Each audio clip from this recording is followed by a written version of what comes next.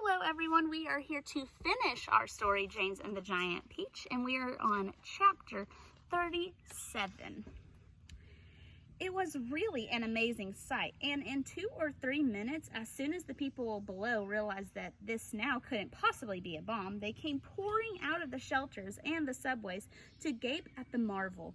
The streets for half a mile around the building were jammed with men and women, and when the word spread that there were actually living things moving about on the top of the great round ball, then everyone went wild with excitement.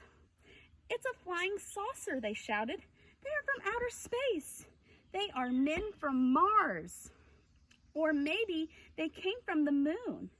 And a man who had a pair of binoculars to his eyes said, "They look pretty peculiar to me, I'll tell you that." Police cars and fire engines came screaming in from all over the city and pulled up outside the Empire State Building. 200 firemen and 600 policemen swarmed into the building and went up in the elevators as high as they could go. Then they poured out into the observation roof, which is the place where tourists stand. Just at the bottom of the big spike, all of the policemen were holding their guns at the ready, with their fingers on the trigger, and the firemen were clutching their hatchets. But from where they stood, almost directly underneath the Peach, they couldn't actually see the travelers up on top. "Ahoy there!" shouted the chief of police. "Come out and show yourselves." Suddenly, the great brown head of the centipede appeared over the side of the Peach. His black eyes, and large and round as 2 marbles, glared down at the policemen and the firemen below. Then his monstrous, ugly face broke into a wide grin. The police and the firemen all stared. All the policemen and the firemen all started shouting at once. "Look out!" they cried. "It's a dragon!" "It's not a dragon. It's a wampus. It's a gorgon. It's a sea serpent. It's a proc. It's a manicore." 3 firemen and 5 policemen fainted and had to be carried away. "It's a snogswonger," cried the chief of police. "It's a wangdoodle," yelled the head of the fire department. The centipede kept on grinning. He seemed to be enjoying enormously the commotion that he was causing.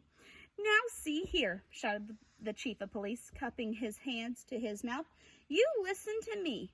I want you to tell me exactly where you've come from." "We've come from thousands of miles away," the centipede shouted back, grinning more broadly now than ever, showing his brown teeth. "There you are," cried the chief of police. "I told you. They came from Mars." "I guess you're right," said the head of the fire department. At this point, the old green grasshopper poked his huge green head over the side of the Peach alongside the centipede. 6 more big, strong men fainted when they saw him.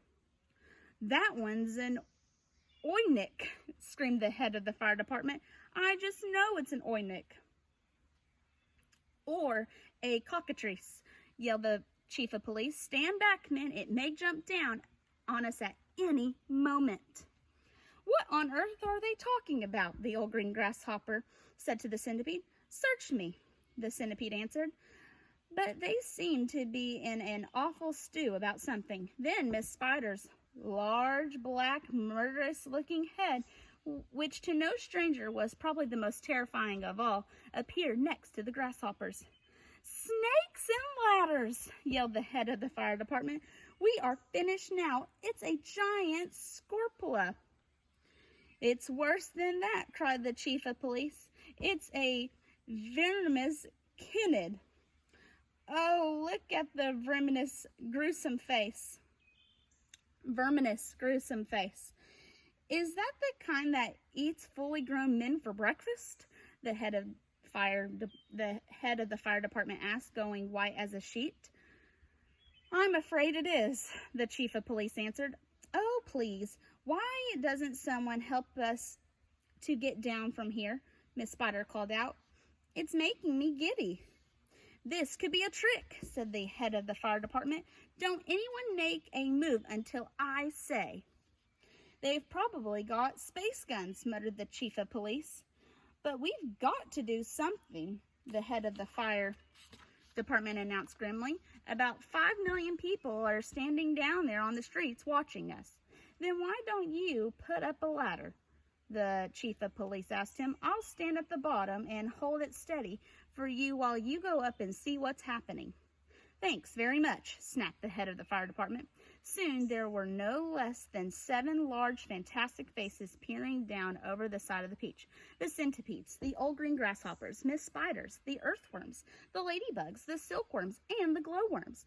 And a sort of panic was beginning to break out among the firemen and the policemen on the rooftop. Then, all at once, the panic stopped, and a great gasp of astonishment went up all around. For now, a small boy was seen to be standing up there beside the other creatures. His hair was blowing in the wind, and he was laughing and waving and calling out, "Hello, everybody! Hello!" For a few moments, the men below just stood and stared and gaped. They simply couldn't believe their eyes. "Bless my soul," cried the head of the fire department, going red in the face. "It really is a little boy, isn't it? Don't be frightened of us, please," James called out. "We are so glad to be here." "What about those others beside you?" shouted the chief of police. "Are any of them dangerous?" "Of course they're not dangerous," James answered. "They're the nicest creatures in the world. Allow me to introduce them to you one by one, and then I'm sure you will believe me. My friends, this is the centipede, and let me make it known. He is so sweet and gentle that, although he's overgrown, the Queen of Spain again and again has summoned him by phone to babysit and sing and knit and be a chaperone. When nurse is off and all the royal children are all alone, small wonder," said the fireman, "they're no longer on the throne." "The earthworm, on the other hand," said James, beginning to expand, "is great for digging up the land and making his soils newer. Moreover, you should understand that he would be absolutely grand for digging subway tunnels and for making you a sewer." The earthworm blushed and gleamed with pride. Miss Spider clapped and cheered and cried, "Could any words be truer?" And the grasshopper, ladies and gents, is a boon. In a million of ways, you have only to ask him to give you a tune. And he plays and he plays and he plays. As a toy for your children, he is perfectly sweet. There's nothing so good in the shops. You've only to tickle the soles of his feet, and he hops and he hops and he hops. "He can't be very fierce," exclaimed the head of all the cops.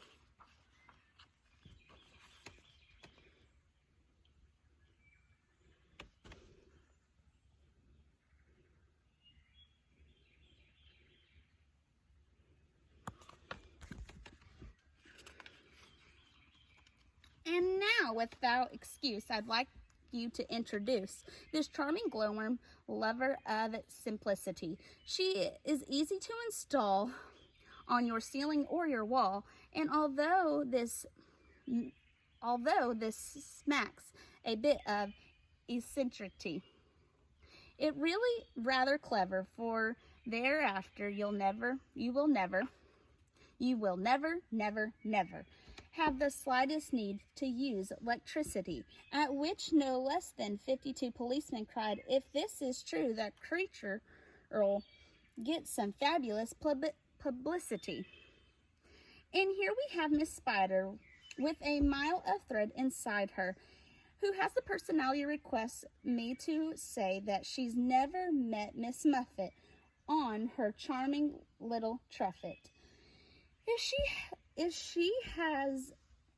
had, she'd not have frightened her away. Should her looks sometimes alarm you, then I don't think it would harm you to respect at least 100 times a day. I must never kill a spider. I must only help and guide her, and invite her into the nursery to play." The police all nodded slightly, and the fireman smiled politely, and about a dozen people cried, "Hooray!" And here's my darling ladybug, so beautiful and so kind. My greatest comfort since this trip began. She has 400 children, and she's left them all behind. But they're coming on the next peach if they can. The cops cried. She's entrancing. All the firemen started dancing, and the crowd all started cheering to a man. And now the silkworm, James went on, whose silk will bear comparison with all its greatest silks there are in Rome and in Philadelphia. If you would search the whole world through, from Paraguay to Timbuktu, I don't think you would find one bit of silk that could compare with it. Even the shops in Singapore don't have the stuff, and what is more, the silkworm had, I'll have you know, the honor not so long ago to spin and weave and sew and press the Queen of England's wedding dress.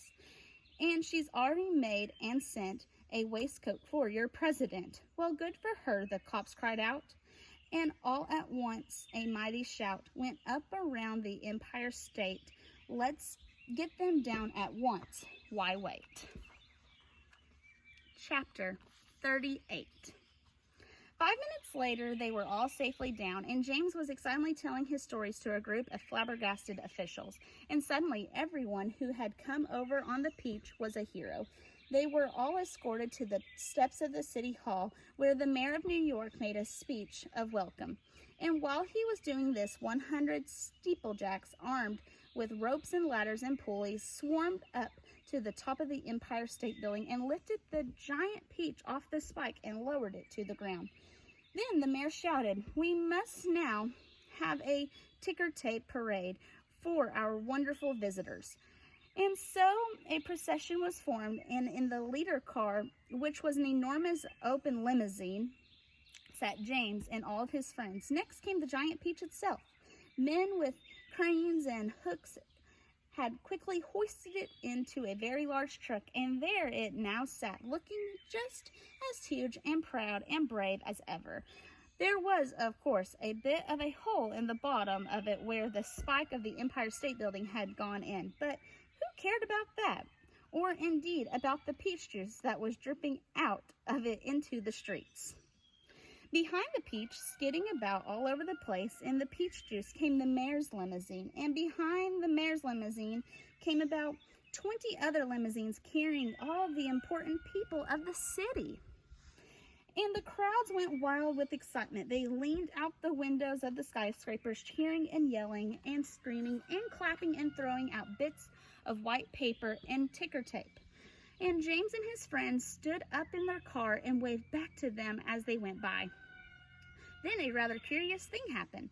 The procession was moving slowly along Fifth Avenue when suddenly a little girl in a red dress ran out from the crowd and shouted, "Oh, James, James, could I please have just a tiny taste of your marvelous peach?"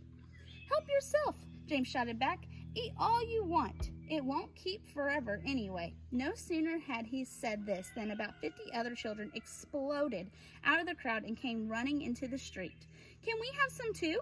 they cried. "Of course you can," James answered. "Everyone can have some." The children jumped into the truck and swarmed like ants all over the giant peach, eating and eating to their heart's content. And as the news of what was happening spread quickly from the street to street, more and more boys and girls came running from all directions to join the feast. Soon there were a trail of children a mile long chasing after the peach, and it proceeded slowly up Fifth Avenue. Really, it was a fantastic sight. To some people, it looked as though the Pied Piper of Hamelin had suddenly descended upon New York. And to James, who had never dreamed that there would be so many children at this in the world, it was the most marvelous thing that had ever happened. By the time the procession was over and the whole gigantic fruit had been completely eaten up, only the big brown stone in the middle, licked clean and shiny by 10,000 eager little tongues, was left standing on the truck. Last chapter, chapter 39. And thus the journey ended, but the travelers lived on. Every one of them became rich and successful in the new country. The centipede was made vice president in charge of sales of the high-class firm of boot and shoes manufacturers. The earthworm, with his lovely pink skin, was employed by a company that made women's face cream to speak commercials on television.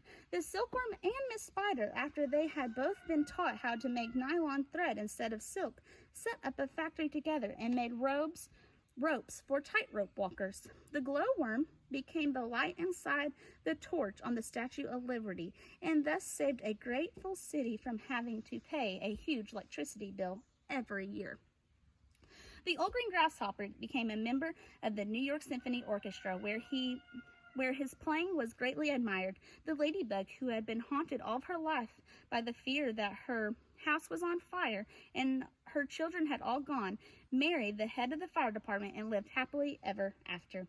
And as for the enormous peach stone, it was set up in a permanent place in honor of Central Park and became a famous monument. But it was not only a famous monument, it was also a famous house. And inside the famous house, there lived a famous person, James Henry Trotter himself.